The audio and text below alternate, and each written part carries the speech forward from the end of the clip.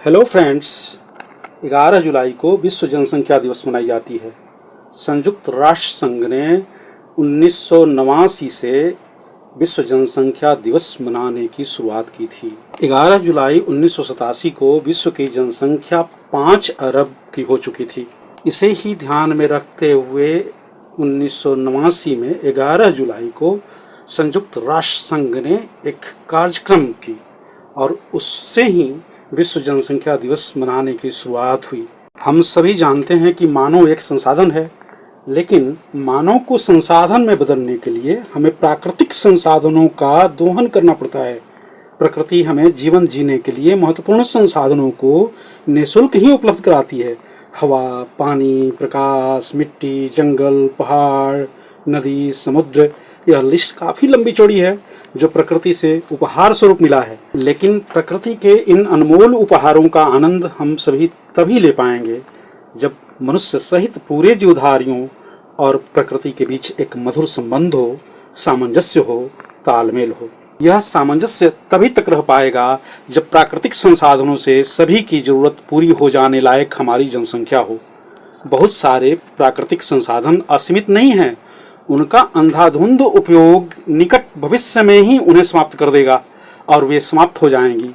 साथ ही यह भी ध्यान रखना होगा कि जो नवीकरणीय संसाधन हैं, जैसे हवा, पानी, प्रकाश, इस तरह के उपहार भी बढ़ती जनसंख्या का बोझ उठा लेने लायक क्षमता वाली नहीं होंगी।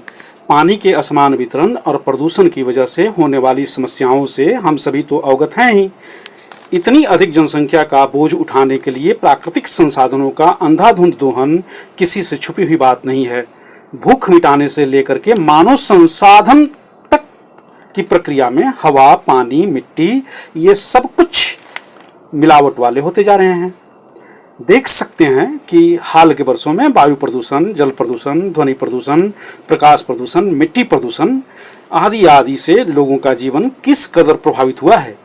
कहा गया है ना कि संसाधनें हमारी जरूरत को तो पूरी कर सकती हैं, लेकिन हमारे लोभ को नहीं। मतलब पूरा दोष जनसंख्या का ही नहीं है, बढ़ती हुई असमानता का भी है। फिर भी जनसंख्या के बोझ से कराहती प्रकृति को तो देखा ही जा सकता है, प्रकृति की आवाज़ को तो सुना ही जा सकता है, उसे महसूस भी किया जा सकता है। प्रकृति हमें लगातार यह संदेश दे रही है कि हमारे प्यारे ज्ञानी मानवों, यह धरती सिर्फ मनुष्यों का ही घर नहीं है, यह असंख्य जीवधारियों का भी आश्रय स्थल है। सभी के मिलजुल करके रहने से ही संतुलन बना रहता है, जो तुम्हारे अस्तित्व के लिए भी जरूरी है। तुम्हें छोड़ बाकी की जनसंख्या तो प्राकृतिक रूप से ही नियंत्रित होती रहती है। लेकिन हे ज्ञानी मानव, तुमने अपनी बुद्धि के दम पर जो विकास किया है, जिस तरह से मृत्यु दर में कमी आई है, वह स्वागत योग्य है। इस धरती पर सभी सुख से जिएं, यह तो मुझे भी अच्छा लगता है। लेकिन तुम सभी भूल जाते हो कि जन्म दर को कम करना भी तुम्हारी ही जिम्मेदारी है, उसे मुझ पर ना टालो।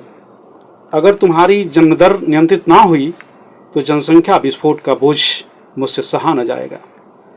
फिर तो मुझे दोष ना देना कि सांस लेने लायक भी हवा नहीं बची, पीने लायक पानी नहीं बचा। मुझे यह भी दोष ना देना कि प्राकृतिक आपदाएं बार बार आ रही हैं। अरे ध्यान रखो, तुम्हारी बढ़ती हुई दखलंदाजी से ही प्राकृतिक आपदाएं तुम्हें बार बार तंगो तबाह कर रही हैं। मैं बार बार तुम्हें आगाह करते रही हूँ और मैं तुम्हें बार बार यही सलाह दूंगी कि अपनी जनसंख्या को खुद ही नियंत्रण में रखो। यह तुम्हारी ही भलाई के लिए है। सबको अवसर दो, सभी विकास करें, संसाधनों पर सभी का हक है।